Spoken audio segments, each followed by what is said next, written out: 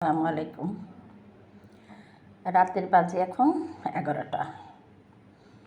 এখন মাছ বের করে মুরগির মাংস রান্না করেছে।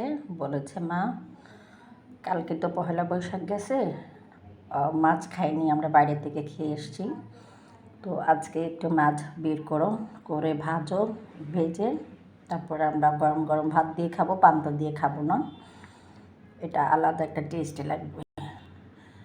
তো আসলে পান্তা ভাতও খেতে পারে না বলেই কথাটা বলছে, কিন্তু আমি কিন্তু কালকে ঠিকই পান্তা ভাত খেয়েছি।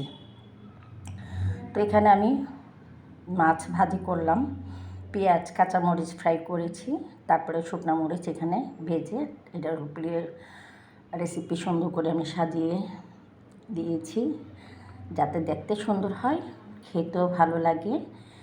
অনেক তেল পড়ে গেছে, আর এই তেলটা খেতেও ভালো লাগবে গরম ভাত দিয়ে।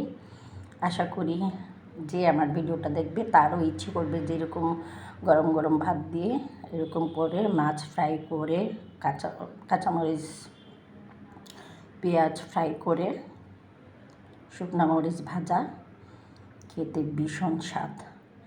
আশা করি আমার ভিডিওটা আপনাদের ভালো লাগলে অবশ্যই লাইক কমেন্ট করে দিবেন, এটাই আপনাদের কাছে আমি প্রকাশ করছি। তো আমার এই ছোটোখাটো একটা ভিডিও করলাম, খাবো এখন আমরা মেয়ে ভাত আমার মেয়ে অবশ্যই বাড়তেছে, আমি জাস্ট একটু বললাম যে আমি একটু ভিডিও করে নিই, তার জন্য আমি ভিডিওটা করে নিলাম। তো আপনারা ভালো থাকেন, সুন্দর থাকেন, সুস্থ থাকেন।